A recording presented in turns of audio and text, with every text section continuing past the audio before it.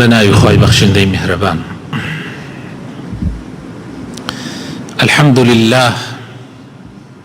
الحمد لله حق حمده والصلاة والسلام على خير خلقه وعلى آله وصحابته أجمعين. يا أيها الذين آمنوا اتقوا الله ولتنظر نفس ما قدمت لغد واتقوا الله إن الله خبير بما تعملون. مسلمان بەڕێزەکان، لە زنجیرە باسەکانی قەدەغە کراوەکان ئەو شتانەی کە خوای گەورە قەدەغەی لێ کردووە، ئەمڕۆ بەشی حەوتەم باسی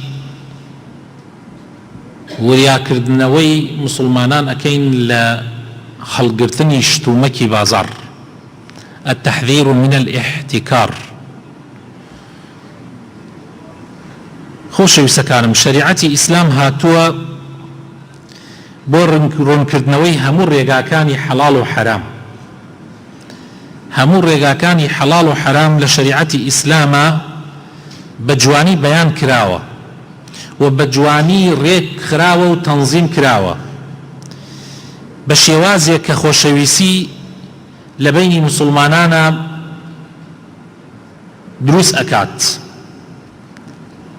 هەموو ڕێگاکانی ناشەرعی یا ئەو ڕێگانەی کە ڕێگای نادروستن و ئەبنە مایەی قین و بغز و دژایەتیکردنی یەکتری حەرام کردووە ئیسلام. ڕێگا پوچەڵەکان، ڕێگا باتڵەکان، خوای تەعالا لە قورئانی پیرۆزە پێمانە فەرمێ: یا ئەیها الذین آمنوا لا تأكلوا أموالكم بينكم بالباطل. ئەی ئیمانداران، ماڵ یەکتری لە بینی یەکتریا مەخۆن بە ڕێگای ناشەرعی، بە ڕێگایەکی پوچەڵ. و هەروەها پێغەمبەری خوا صلی الله عليه وسلم لە چەندین حەدیثە بنەماکانی کڕین و فرۆشتنی بۆ بەیان کردوین بە شێوازێک کە نێڵێت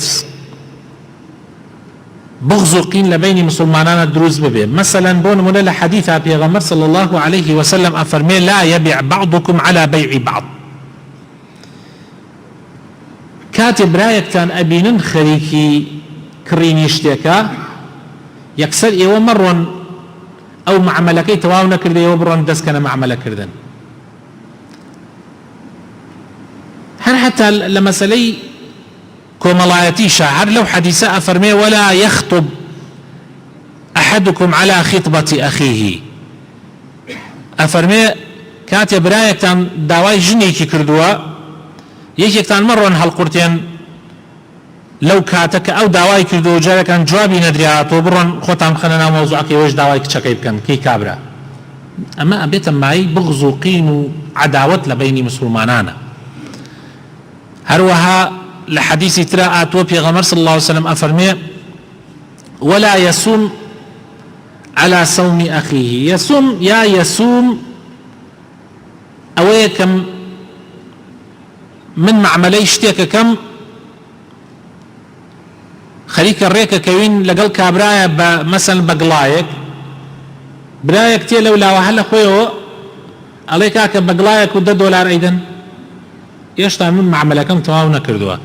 ئەمە طبعا هی ئەو مەسائلانەیە کە لە مەزاتە نییە. ئەگەر مەسەلەکە کەوتو بۆ مەزاتەوە، مەسەلەن کابرا ئەیوت کێ زیاترم پێدا، ئەو کاتەیە کێ بێژێ گڵایە، کێ بێژێ گڵا و نیمێ، کێ بێژێ 2 گڵا، قەینا.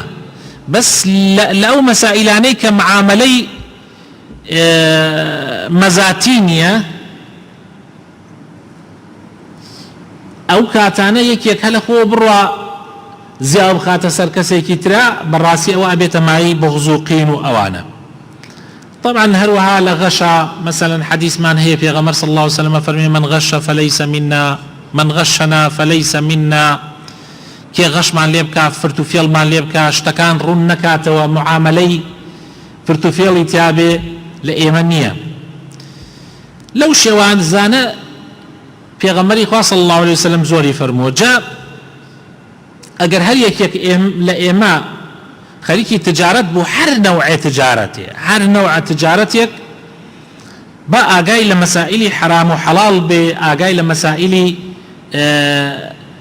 حتا لە مەسەلەی کە بابەتەکەی ئێمەیە ئاگای لە مەسائلی احتیکار بێ، بزانم هەنێ مەسائل هەیە ئەڕواتە بواری احتیکارەوە. احتیکار ئەوەیە کە تۆ شتەکەت هەڵبگری، بازار پێویستی پێیەتی، تۆ حەبسی کەی هەڵی بگری لە کاتێکا کە خەڵک پێویستی پێیەتی، نەک لە کاتی اعتیادیە. یعنی مەسەلەن بۆ نمونە تۆ گەنم ئەکڕی لە هاوینە ئەیکڕی، مەسەلەن لە کاتێترا ئەیفرۆشی اعتیادیە، یعنی تۆ هەر ئیشەکەت وایە بسڵمانێک شتێک ئەکڕێ لە کاتێکا و لە مەوسمی خۆیان ئەیفرۆشیە، ئەمە اعتیادیە، یعنی خاتە مەخزن و ئەیفرۆشێ و ئەیپارێزێ تا لە کاتی خۆیان و ئەیفرۆشی، ئەوە اعتیادیە.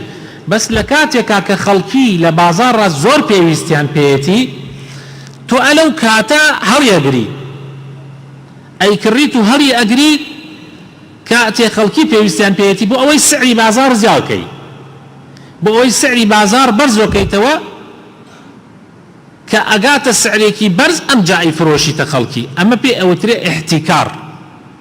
ئینسانی مسلمان ئەبێ زۆر زۆر وریابێ. پێغەمبەری خۆشەویستمان صلی الله عليه وسلم وصيتمان پێ ئەکا لە وەصیەتێکە ئەفەرمێ من احتكر حكرة أو حكرة يريد أن يغلي بها على المسلمين فهو خاطئ. للرواية كترى أفرمي لحديث كترى من احتكر فهو خاطئ.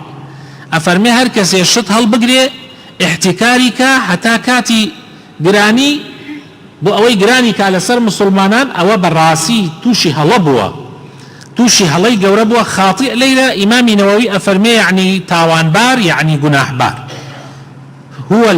هو العاصي الآثم.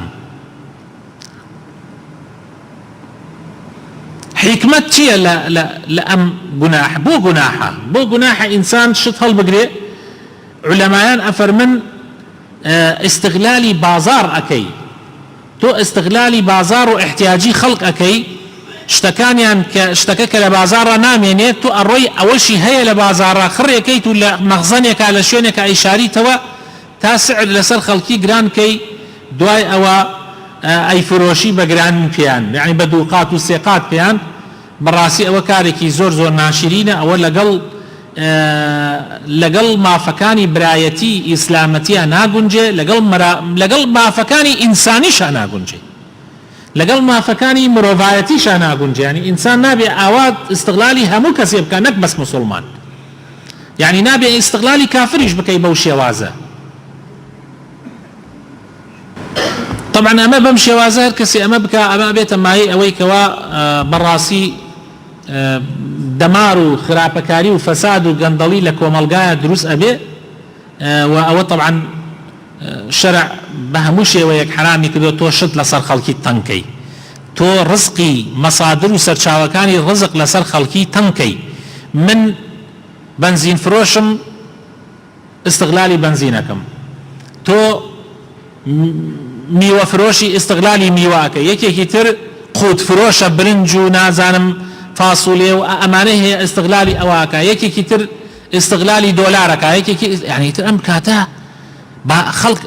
خەڵک چی بکە؟ خەڵکی فەقیر و هەژار چی بکە لە بینی ئەم تاجرە بەڕاستی تێر نەبووانە، ئەوانەی کە تێر نابن، ئەوانەی کە بە هیچ تێریان ناکە. بۆیە شریعەتی ئیسلام ئەم جۆرەی حرام کردووە. حتا با بزانن خۆشەویستەکانم طبعا خلافێ لەم مەوزوعە هەیە، ئایا احتیکار لە چی بابەتێکە لە چی بابەتێلێکە هەیە. هەندێک لە عولەما وتویانە بەس لە بابەتی خواردەمەنیان نەبێ، لە شتی ترە احتیکار نییە. بەس ئەم فتوایە غەڵەتە، بەڕاستی ئەم فتوایە غەڵەتە، بەڵکو الاحتكار ليس خاصا بالأقوات، تنها تايبت نية بخواردەمەنیەکان، بل هو عام في كل ما يحتاج إليه الناس ويقعون في حرج أو ضيق إذا فقد أو قل.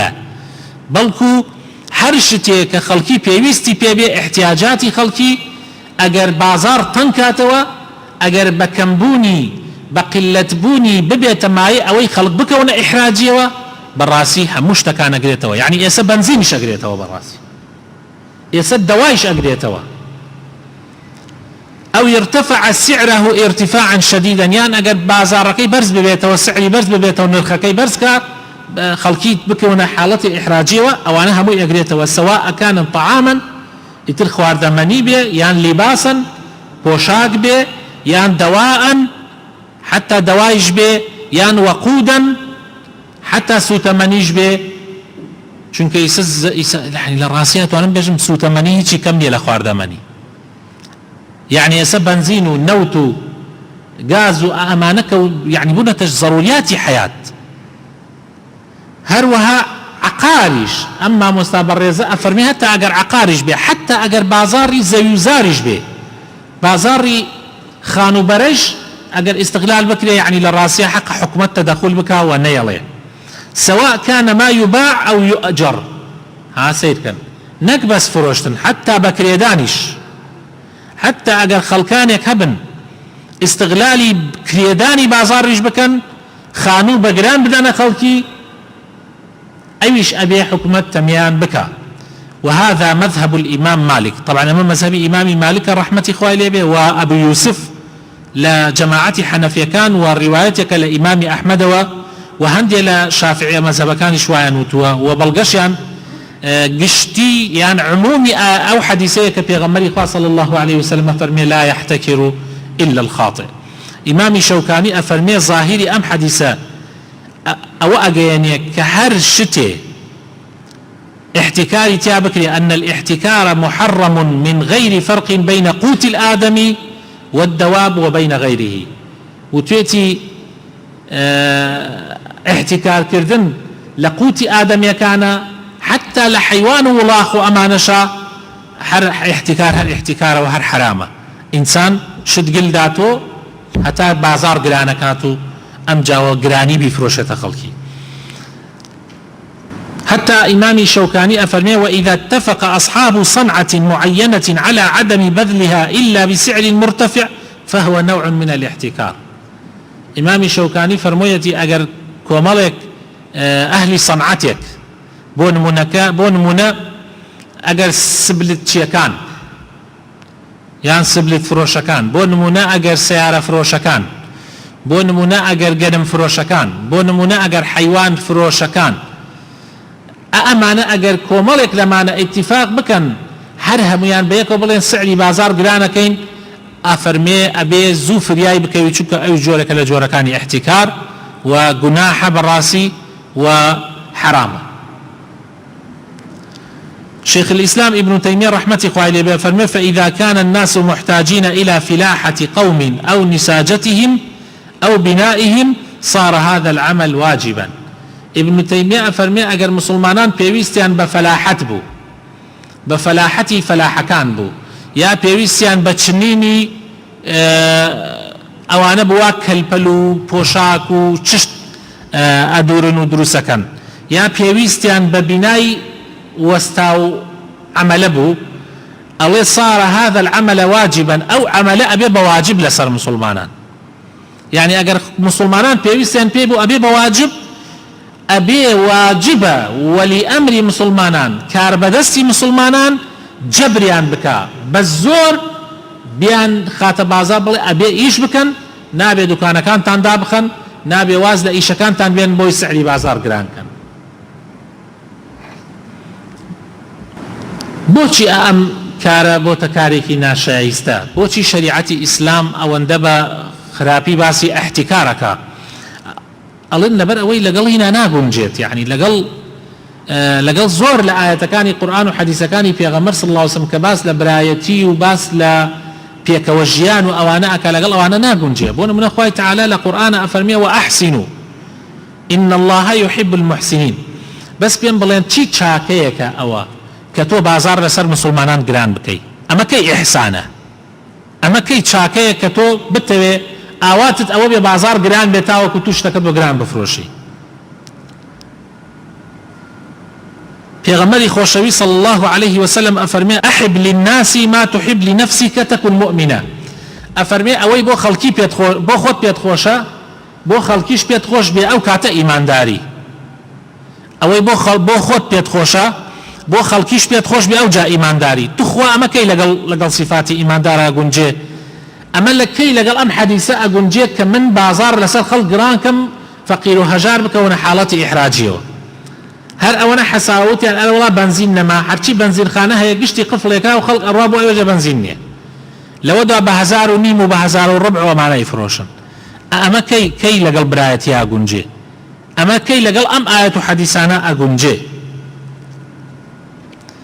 بۆیە عیقابی ئەو کەسەی کە شت هەڵگرێ و شت احتیکار بکە سزاکەی زۆر گەورەیە لە دنیایە و لە قیامەتیشە پێغەمبەری خۆشەوی صلى الله عليه وسلم أفرمي من احتكر على المسلمين طعامهم ضربه الله بالإفلاس أو بجذام هر کسی مال لسر مسلمانان گران بکا بازار گران بکا شت قایم بکا بو اوی بازاری پی گران ببی أفرمي خواهی تعالی لأخیرا توشی افلاس یکا او کس افلاس بی سبحان الله یان وەکو خوا تووشی نەخۆشی پێستێکە جوذام کە نەخۆشیەکی زۆر گەڕوگولیە یعنی پێستی ئینسان سوورە بێتەوە دوای ماوەیە ڕەشە بێتەوە ئەمجا ئەوەرێ ئیمامی ئەحمەد دەربارەی ئەم حەدیسە لە مەسنەدەکەیە قسەیەک و چیرۆکێکمان بۆ ئەگەڕێتەوە یعنی لەگەڵیە ئەفەرمێ ڕۆژێکیان ئیمامی عومەر خوای لێ ڕازی بێ دەرچوو هات بۆ مزگەوت سەیری کرد خواردنێکی زۆر دانراوە لە مزگەوت فەرمووی ئەمە چییە؟ وتیان ئەمە خواردنێکە بۆمان هاتووە فەرمووی ئێلەم کاتە ئێستا خواردن زۆر وەکو قیلەتە چۆن ئەمە هاتووە؟ فەرموویان ئەمە دوو کەس شاردبوویانەوە دوو کەس هەڵیان گرتبوو بۆی بازار گرانکەن فەرمووی کێن ئەوانەوە وا شاردبوویانەوە بازار گرانکەن وتیان فەڕوخی مەولای عوسمانە و کابرایەکی شەکە پێوترێ مەولای عومەر یعنی مەولای خۆتە مەولا لە زمانی عەرەبیە بۆ کێ بەکارتێ بۆ ئەوە بەکارتێ کە عەبدت بۆ ئازادت کردووە عەبدی ئەو بۆ ئازادی کردووە کۆیلەی ئەو بۆ ئازادی کردووە ئەبێ بە مەولای جا بانگیانی کرد ئیمامی عومەر بانگی هەردوویانی کرد بانگی فەڕوخ و ئەو کابراکەی تریشی کرد جا ئەو کابراکە بۆیە ناوی نەبریا لەبەر ئەوەی لە حەدیسەکە ئەو تووشی موسیبەتەکە ئەبێ ئەڵێ بانگیانی کرد پیانی فەرموو ئێوە چۆن شتیوا ئەکەن والله من گوێم لە پێغەمبەری خوا بۆ فەرموویەتی من احتكر على المسلمين طعامهم ضربه الله بالإفلاس أو بجذام فەرموویەتی پێغەمبەر صلی الله عليه وسلم هەر کەسێ احتیکار بکات لەسەر مسلمانان ما خواردنی مسلمانان احتیکار بکات بۆ ئەوەی گران ببێ خوای تعالی ئیفلاسیەکە و یان تووشی نەخۆشی پێستێکە گەڕوگولی ئەکا ئەڵێ کە ئەمەی بیست مەولاکەی فەڕۆخی مەولای ئیمامی عوسمان سوێنی خوارد فەرمووی ئەی ئەمیری ئیمانداران وعد بێ لەسەرم خوا ئەکەم بەشایەت و توش ئەکەم بەشایەت هەتا ما من ئیتر شتی وا ناکەم لا أعود إليه أبدا وعدي دا پەیمانی دا عهدی بە ئیمامی عومەر دا کە قەت ئیتر احتیکار نەکا بەڵام ئەو کابرایەی تر کە مەولاکە ئیمامی عومەر بوو وتی جا چیتی ئایەکا کە ئێمە پارەی خۆمانە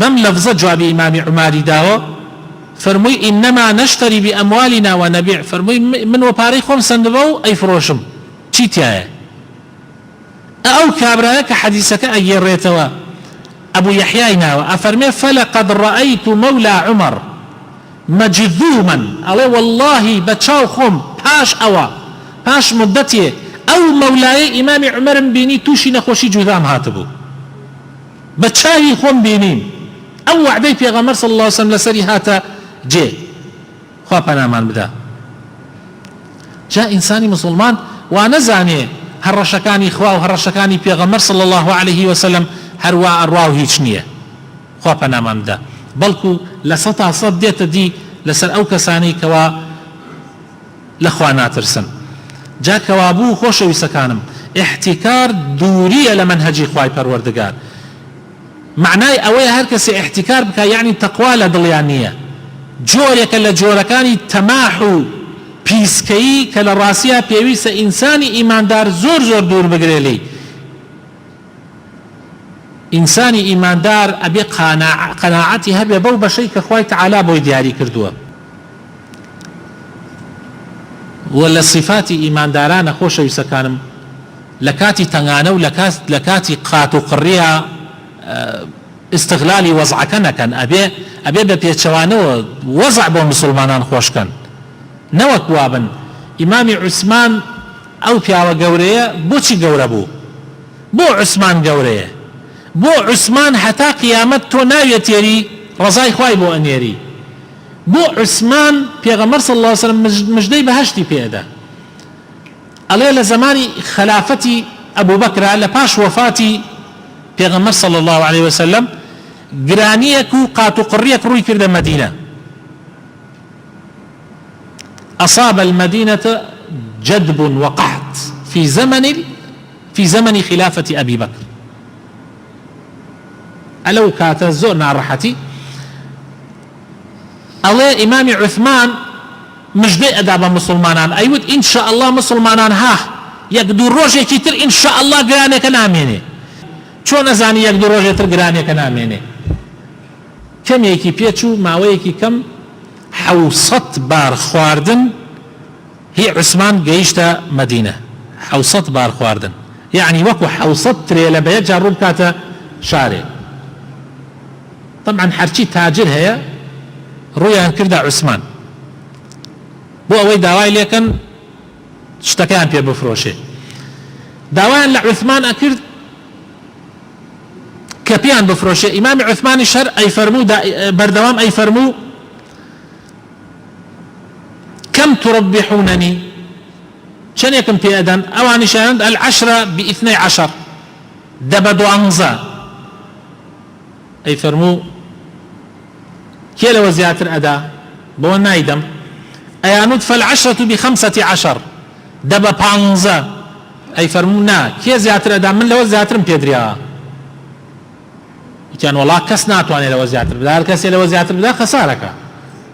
فەرمووی بەڵێ لەوە زیاترم پێدراوە، من خوای تەعالا وعدی دەقاتی پێداوم یەک بەدە تا یەک بە 700 مسلمانان وعدینی کرد. فەرمووی مسلمانان بڕۆن ئەم خواردنە هەر هەمووی دابەشکەنە سەر مسلمانانە. قات و قڕی لە شار لە وڵاتە نەیەڵە. عوسمان بەچی توانی ئەو مەرتەبە بەرزە بەدەست بێنێ؟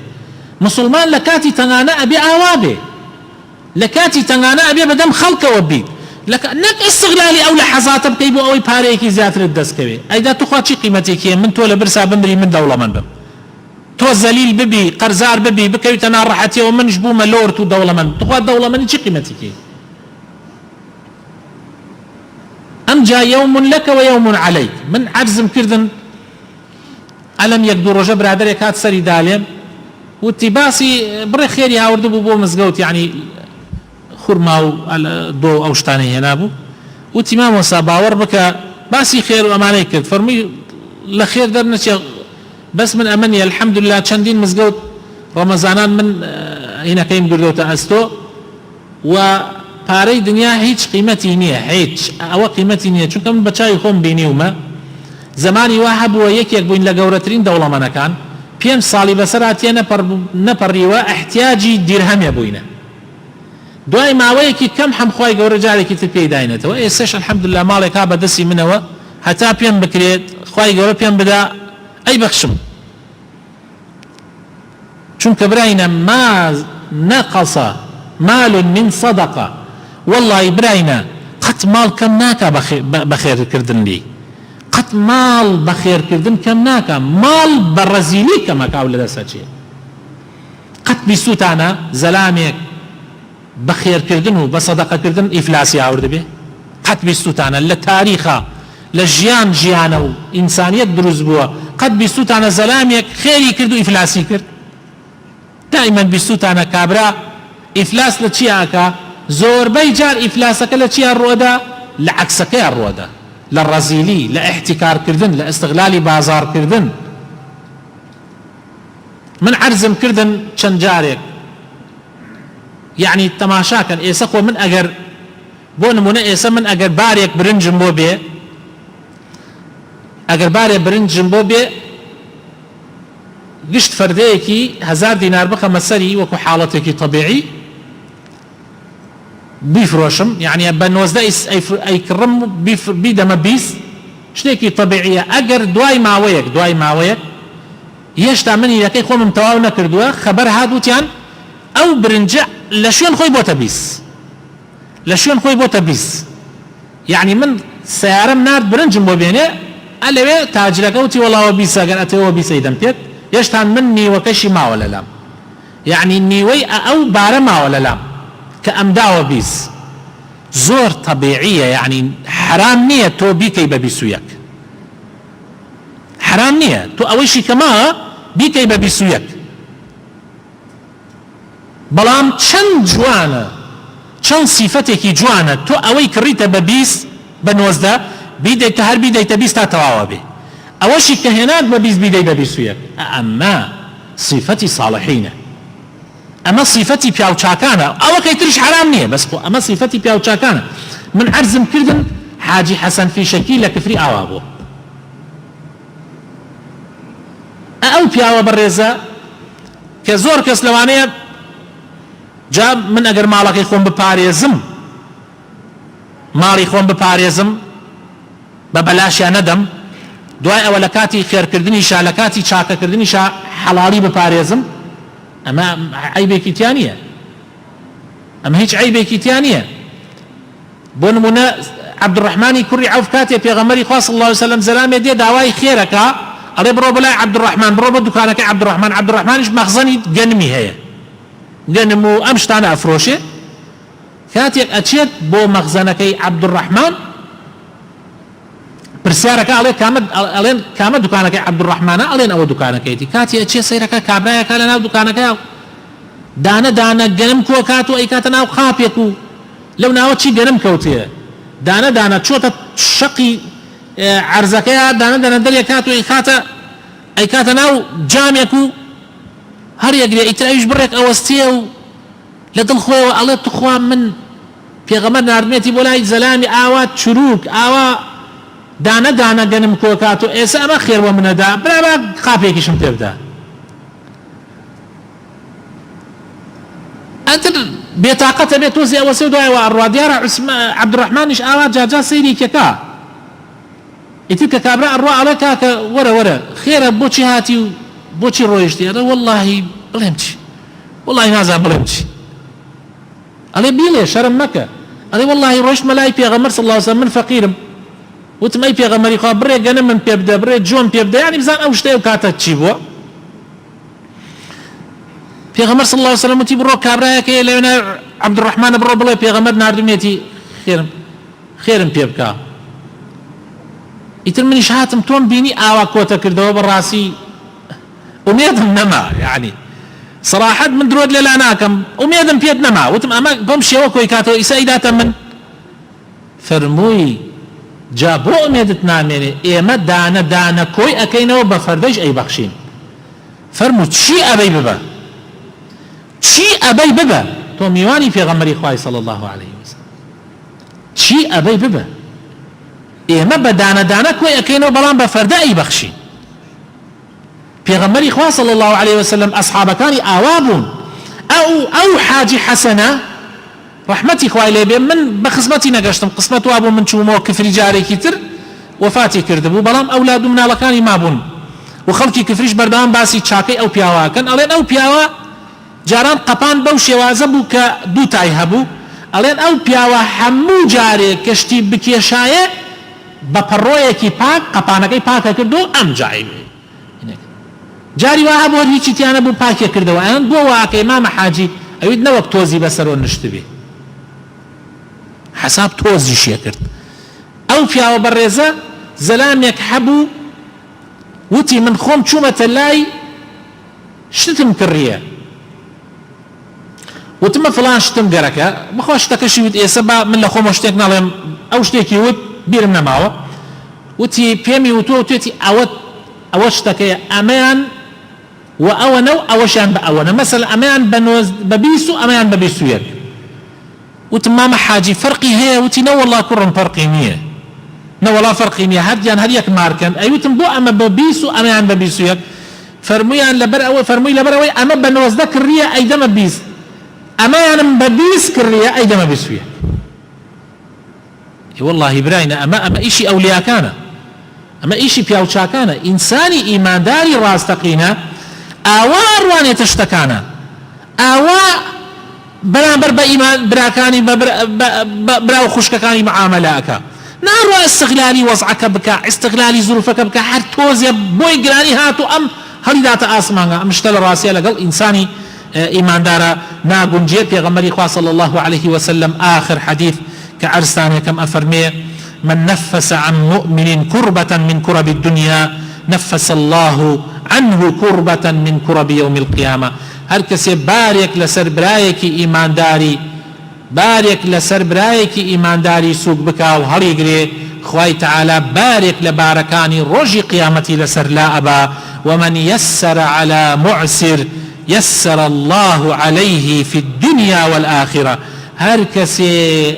ئاسانکاری بکا لە شتێکی قورسە قورسێک ئاسان بکا لەسەر برایەکی ئیمانداری جاری وا هەیە تۆ لە ماڵە داوای فەردەیەکی ئاردت لێ ئەکەن دیناریش لە گیرفانتان نییە ئەی توخوا براینە لەمە قورستر هەیە قورسە زۆر زۆر قورسە مناڵ نازانی لە لای مناڵ نییە ئەی ئەم پیاوە دەرەچێت لە ماڵ ڕووەکاتە ئەم بازار ڕووەکاتە ئەم هەموو دوکانە ئەگەر بسڵمانێک لەسەری سوکی نەکات تاخوای گەورە دەروی لێ ئەکاتەوە قەرزەکەی ئەداتەوە بەڕاستی ئەمە ناوێ ئەخر ناوێ بەس چەند خۆشە تۆ بسڵمانێ بڵێ قەی چیەکە ئەی نووسم ئینشاء الله مەعاشەکەت هات یان تۆزێ بین بوو بۆمی بگەڕێنەوە چەند خۆشە ئەمە چەند جوانە ئەم سیفەتە و چەند جوانیشە ئەمیش کە مەعاشەکەی هات و پارەکە هاتە دەستی نەڕوا ئیسرافی کا و لە شوێنێکی زیاوە مەسرەفا سەرفی کا بڕوا ڕێک بیداتەوە ئەلەو کاتە بازار ئەجوولێ ئەو کاتە خەڵک سقە پەیاکە متمانە پەیاکە دوکاندار و تاجر ئەیدا بە خەڵک و خەڵکیش ئیتر ئەو کاتە مەلاذیان هەیە مەلجەیان هەیە مەوایان هەیە داڵدەیان هەیە کە ڕووی تێ بکەن ومن ستر على مسلم هر کەسێ ستر بکا لەسەر برایەکی مسلمانی نێلی عیبی دەرکەوێ آخر سترە براینە خۆ ستر بەس ئەوە نییە ببینی زەلانێ زینا ئاکا بڕۆی ستریکەی ئەوە گەورەترین سترە بەس ستری تریشمان هەیە ستری تر ئەوەیە کابرا نێری خەڵک بزانێ پارەی نییە مامە فڵان ئەزانی کابرایەکی ڕاستگۆیە کابرایەکی دەمپاک و دەستپاکە مامە فڵان هەر کاتێ نەتبوو بێ بۆ ئەیرە من پێتە دەم بە قەرز مەڕۆ بۆ لای خەڵکی تر چەند خۆشە چەند متمانەیە چەند بەڕاستی یعنی دڵنیاییەکەدا بەو کەسە ومن ستر مسلما ستره الله في الدنيا والآخرة والله في عون العبد ما دام العبد في عون أخيه خوا يارمتي دەری هەر یەکێک لە ئێمەیە حتا ئەو کاتەی ئێمە یارمەتی دەری یەکتری بی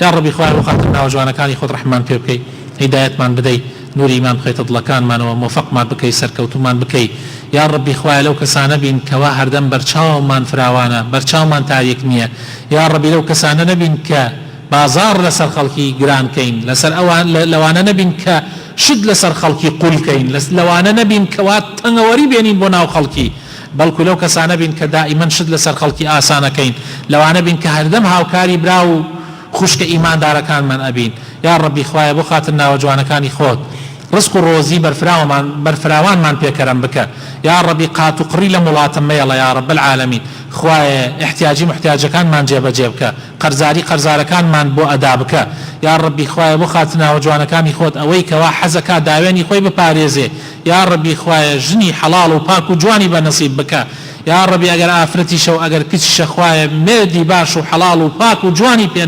پێکەرم بکە یا ڕەب العالەمین خوایە ئەوەی مناڵی نییە مناڵی ساڵحی پێکەرم بکەی یا ڕەبی نەخۆشەکانمان شیفا بدەی یا ڕەبی خوایە ڕەحم بە مردوەکانمان بکەی یا ئیلاه العالەمین یا ڕەبی ڕەحم بە پیاوە بە تەمەنەکانمان بکەی یا ڕەبی خوایە ئەو دەستەی کە پیاوێکی ڕیشسپی بەرزێکاتەوە خوایە نەیەلی بگەڕێتەوە یا ڕەبی خۆت وعدت داوە شەرمی لێ ئەەکەی خوایە یا ڕەبی وعدك یا ڕەبی دوعاکانمان قبول بکەی يا ربي دعاء كان من قبول بكي يا ربي دعاء كان من قبول بكي بزيد بريتيش سبيا كان معنا بيتوا بزيد بآفرة بيرجنا كان معنا بيتوا يا ربي خوايا بزيد بقنج جوانا كان معنا بيتوا كلبر خاطري تو اوان هاتون بمالكي تو يا ربي خوايا هيج ما بستك يعني الا رزامني تو نبي گەنج واه سەخەریکی گوناح و تاوان و ئەگەڕێ بە دوای خراپەکاریە ئەم گەنجانە کە ڕویان کردوتە ماڵەکەیتەوە خوای هیدایەتیان بدەیت خوای نەیان گەڕێنیتەوە جارێکی تر بۆ گوناح و بۆ تاوان یا رب العالمین یا ربی خوای کوردستان لە بەڵاو مصیبەت محفوظ بکە